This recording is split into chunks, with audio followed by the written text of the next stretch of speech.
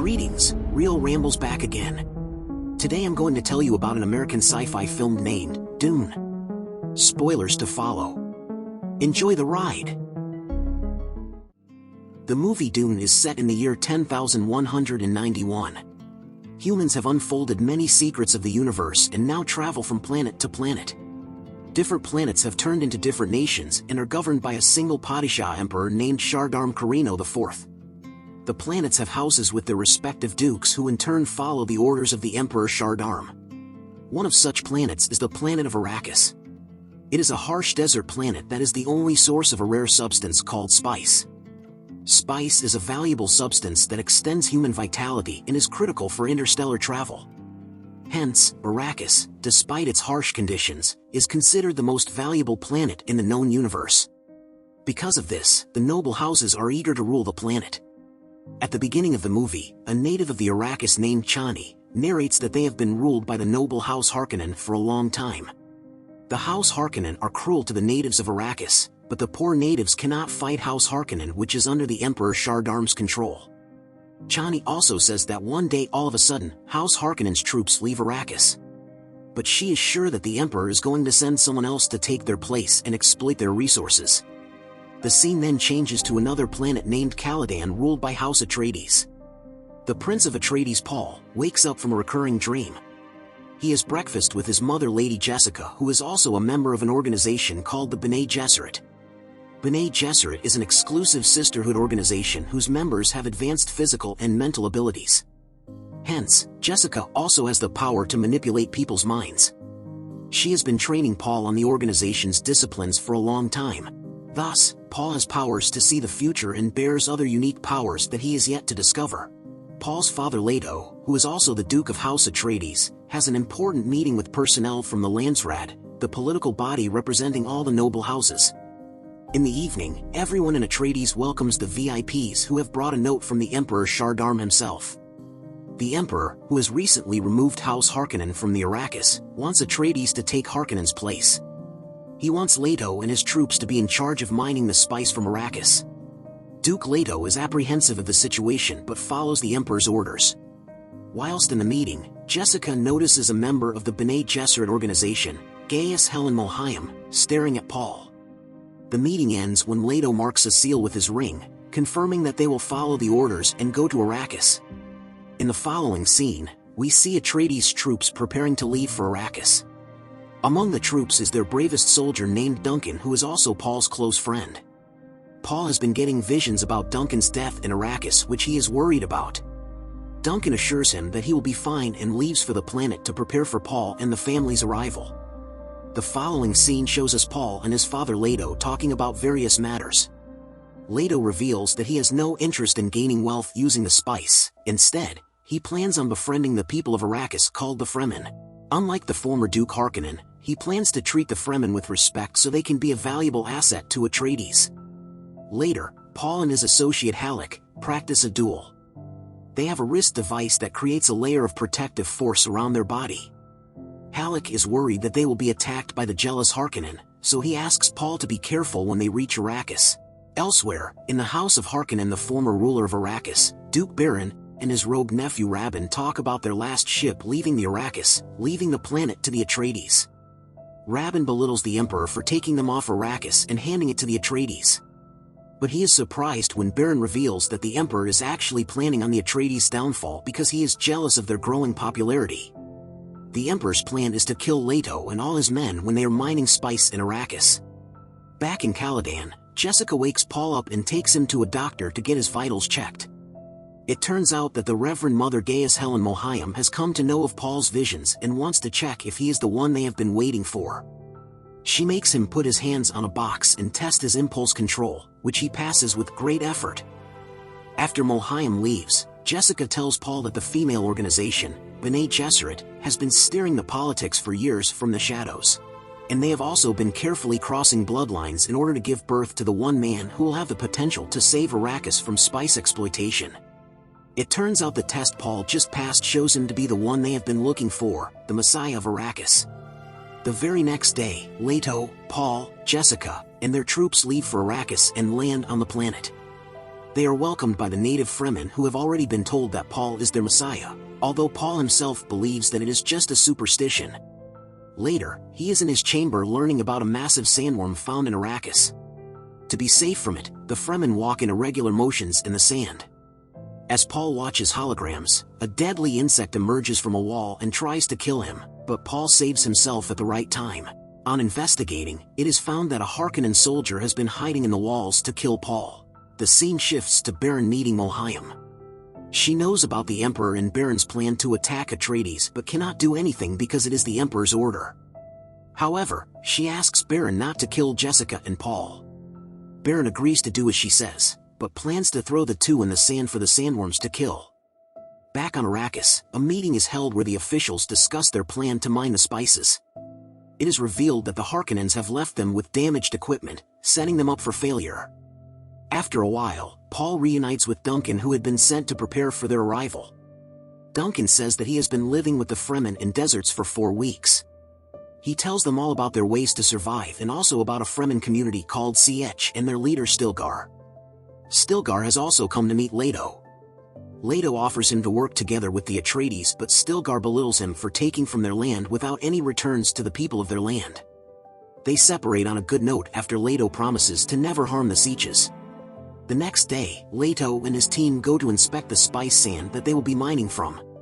They meet a Fremen and an Imperial ecologist named Dr. Liet Kynes. She checks the integrity of Leto's sand suit, which is supposed to recycle sweat and urine from a person's body into drinking water. While checking Paul's suit, Kynes notices that he knows Fremen's ways of wearing the suit despite it being his first time. This makes her think of a prophecy that says their Messiah will know their ways of life despite being from another land. Kynes also believes Paul to be the one. After that, all of them leave to inspect the spice sand. While sightseeing, they see 2 sandworms approaching the harvester that mines the spice.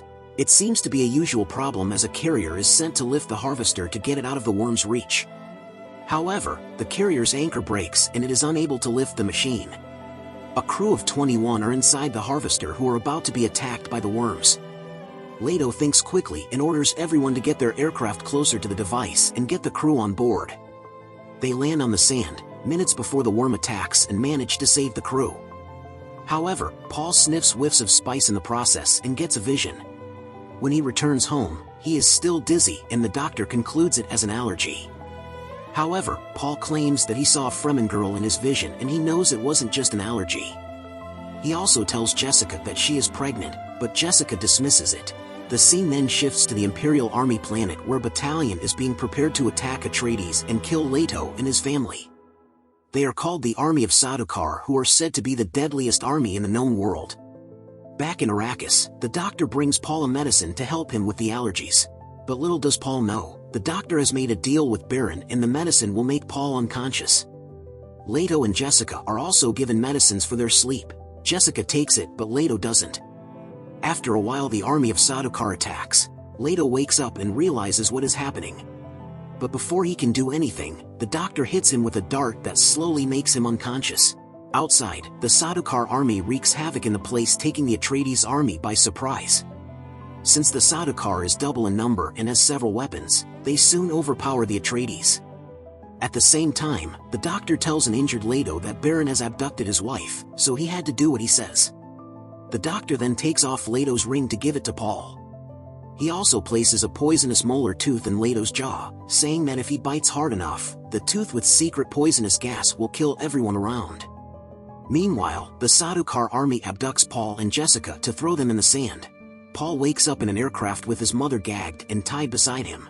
She can use her power to manipulate people and make them do what they are told.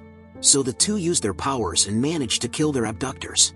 Paul finds a Fremkit placed by the doctor for their help. After that, they escape in the middle of the desert. In the meantime, an unconscious Leto is taken to Baron and stripped naked. The doctor asks Baron to free his wife, but he is instead killed mercilessly. Baron then tells Leto that his bloodline will end today. Seeing no way to escape, Leto bites onto his teeth and lets out a poisonous gas that kills everyone in the room, including himself. Somewhere else, Paul and Jessica set up a tent using the kit. They also find a note from the doctor and Leto's ring. Looking at the ring, the two realize that Leto is dead and cry, mourning his death. The following morning, Duncan approaches the Fremen Imperial ecologist Kynes, and asks her to help look for Paul and Jessica. Back in Baron's palace, his soldiers come into the room after the poisonous gas has faded. They are surprised to see that Baron has attached himself to the ceiling and is somehow safe. At the same time, Paul gets high on the spice in the sand and starts to get visions of the holy war that is about to happen in the future. He sees himself killing millions of people and the deaths make him hyperventilate. A worried Jessica calms her son down.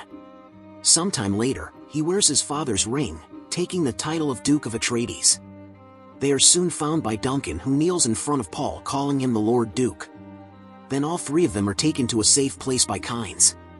The place they are staying at is an old ecological station that was supposed to provide flowing water to Arrakis. If the project had been successful, Arrakis would have been a paradise. However, before the project was completed, the spice was discovered in the sand. Everyone's attention was diverted towards harvesting the valuable spice and the project was dismissed. A while later, the Sardaukar army reaches the safe zone and attacks everyone. Duncan puts his life at risk to save Jessica and Paul. Paul yells at him to stop because he has seen Duncan's death in his vision, but Duncan stays to fulfill his duty. Eventually, he is killed while fighting the army, but Jessica, Paul, and Kynes manage to run away.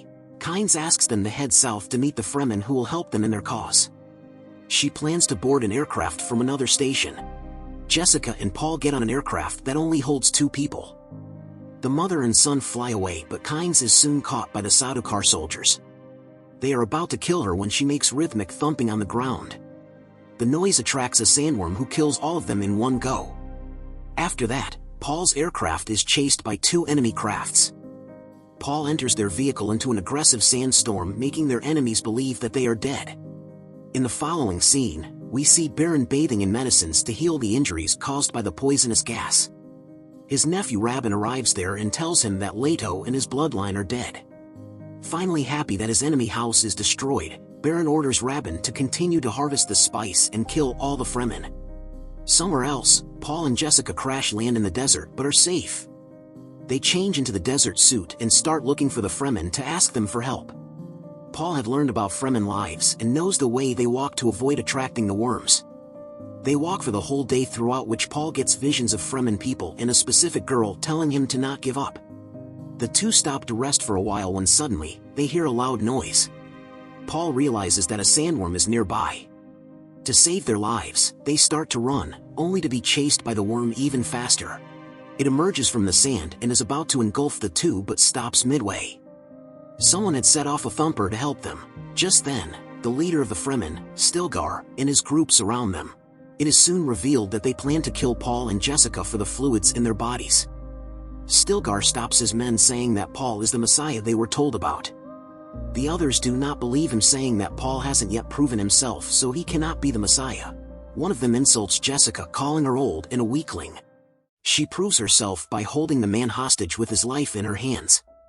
After that, the leader asks everyone to make their way to the Sietch Tabor, where Paul and Jessica's fate will be determined. Just then, the girl from Paul's visions arrives in front of him and introduces herself as Chani. As they prepare to leave, one Fremen named Jamis insists on having a duel with Paul. In Fremen's tradition, all duels must end with someone's death. Paul, who has been training all his life, easily defeats Jamis, but he hesitates to kill him because he hasn't killed anyone in his life. At last, Paul stabs the man to death and wins the fight. Then, the others pack the dead body and make their way to the Sietch Tabor. The movie ends when Paul sees a man riding a massive sandworm, and Chani tells him it is only the beginning. The ending of the movie makes it clear that there is much more to come in the sequels. Subscribe for more videos like this, turn on the notification, and leave a like to help the channel out. Thanks for watching.